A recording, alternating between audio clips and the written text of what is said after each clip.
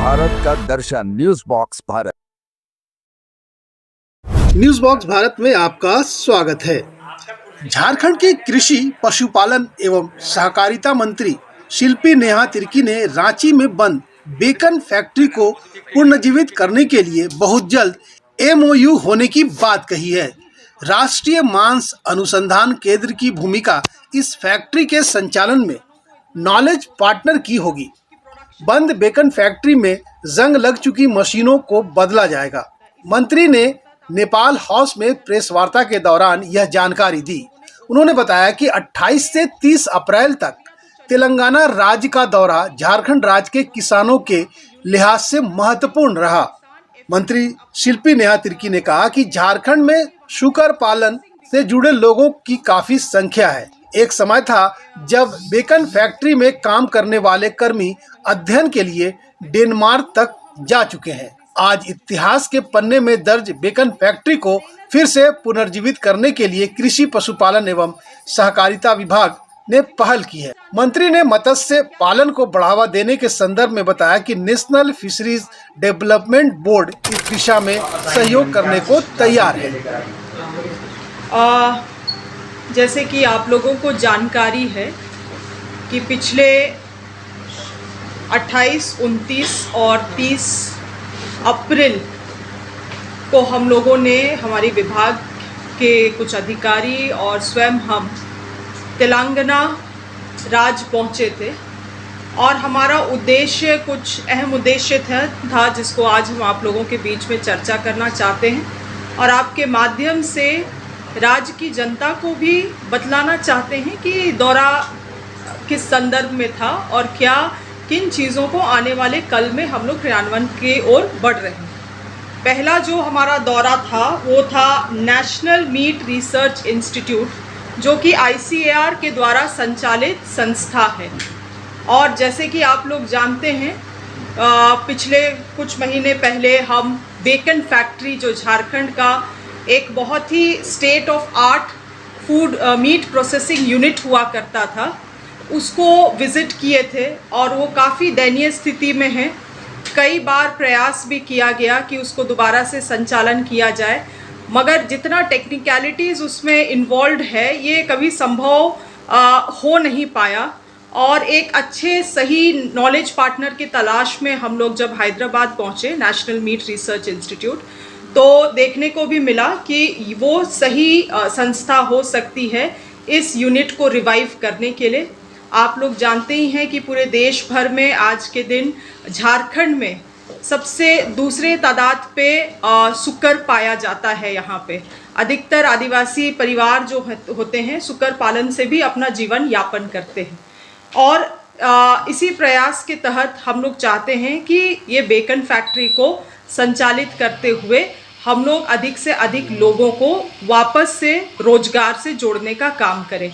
हमारी सरकार का भी ये अहम योजना रहेगा आने वाले समय में और जल्द ही हम लोग एक MOU के ओर बढ़ेंगे ताकि सही टेक्निकल पार्टनर के रूप में national meat research on board हो सके और फिर इसको हम लोग एक टर्न की बेसिस में हम लोग संचालित कर सके। पहला चीज़। दूसरी चीज़ था हमारा विज़िट का purpose national fisheries development board, जो कि मत्स्य पालन के लिए जाना जाता है। वहाँ पे विज़िट करने के बाद हम लोगों को जानकारी मिली कि केंद्र सरकार के द्वारा भी हजारीबाग को पर्ल कल्चर के लिए घोषित किया गया है और लगातार हमारे विभाग इस ओर काम भी कर रहा है। काफ़ी सारे किसान पर्ल कल्चर से जुड़ रहे हैं। आप लोगों को मालूम होगा कि बीते दिन जब विधानसभा हुआ था तो मैंने एक किसान का भी नाम वहाँ से विधानसभा से लिया था, पूर्ति जी का, जो लगभग सालाना 15 लाख 16 लाख पर्ल कल्चर से कमा रहे हैं। इसी तरह से कई सारे किसान इच्छुक हैं और वो पर्ल कल्चर का ट्रेनिंग ले रहे हैं। चुनौती यहाँ पे उत्पन्न होता है, जो मसल का रिक्वायरमेंट होता है पर्ल कल्चर करने के लिए, वो मसल्स हम लोगों को बहुत आसानी से यहाँ झारखंड में नहीं मिल पाता है। किसान जो है अभी वाइल्ड से कहीं से भी उठा के कर लेते हैं, मगर एक समय के बाद ये भी एग्जॉस्ट हो जाएगा, जिसके लिए हम लोग केंद्र सरकार से ये एक प्रयास करना चाहते हैं कि केंद्र सरकार हमें मदद करे कि क्रॉस बॉर्डर कंट्रीज से हम लोग जहाँ पे मसल्स का अच्छा क्वालिटी वैरायटी पाया जाता है उसको हम लोग ला के झारखंड में इसका ब्रूड बैंक स्थापित कर सके, जिसके लिए नेशनल फिशरी डेवलपमेंट बोर्ड भी हमें मदद करने के लिए तैयार है। इसके अलावे हम लोगों ने NFDB से बात करके 100 किसान को सीफा, जो कि फिशरी इंस्टीट्यूट है भुवनेश्वर में, लगभग 50 किसान वहाँ और 50 किसान आंध्र प्रदेश भेजने के ट्रेनिंग के लिए भेजने की बात हुई है, ताकि किसानों को नए तरीके तौर हम लोग मत्स्य पालन में ट्रेन कर सके। इसके अलावे हमें अनुभव हुआ कि जो हमारे फिशरी ऑफिसर्स हैं खास करके जिला में, उनकी भी ट्रेनिंग होने की ज़रूरत है, इसीलिए उनको भी आने वाले समय में बैचेस करके 24 जिला के बैचेस करके हम लोग इनको सीफा भेजेंगे, फिशरी ऑफिसर्स को भी, ताकि उनका भी ट्रेनिंग वहाँ हो सके। साथ ही साथ हम लोग मिलेट रिसर्च इंस्टीट्यूट भी वहाँ पे हैदराबाद में पहुँचे और मुख्य रूप से वहाँ बात हुई है कि आप लोग जानते हैं कि झारखंड हमारा 2024 ऑनवर्ड्स मिलेट मिशन चला रहा है, जहां हम लोग मिलेट्स उगाने के लिए किसानों को प्रोत्साहन राशि के तौर पे 1 एकड़ में 3,000 रुपया उनको प्रोत्साहन राशि देते हैं, और जिसका नतीजा भी ये हुआ है कि इस बार हमारा मिलेट प्रोडक्शन भी दोगुना हुआ है।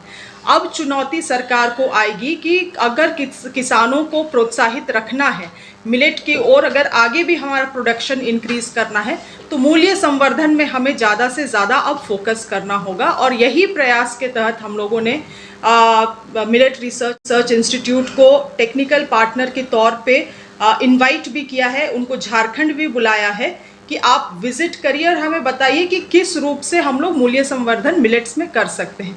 उनके पास अभी जो उन्होंने रिसर्च किया है, लगभग 40 तरह के चीज़ों को वो कर रहे हैं मिलेट से, और लगभग 500 ऐसे नए कंपनीज़ हैं, स्टार्टअप कंपनीज़, जिसको टेक्निकल पार्टनर के रूप में उन्होंने मदद किया है। तो हमें भी काफ़ी, झारखंड सरकार को भी काफ़ी अपेक्षा है कि वो यहाँ आके बेहतर हमें बता पाएंगे, और इसके लिए हम लोग MOU भी करने के लिए उनके साथ एक पहल किया जाएगा।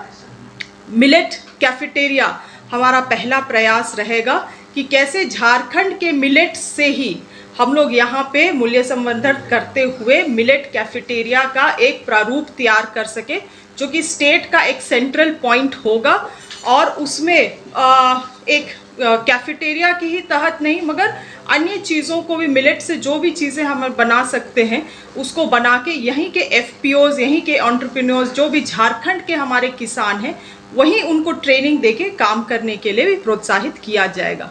तो मुख्य रूप से हमारा दौरा का जो उद्देश्य था, यही चीज़ें थी, और हम चाहेंगे। Bureau report, news box Bharat, Ranchi.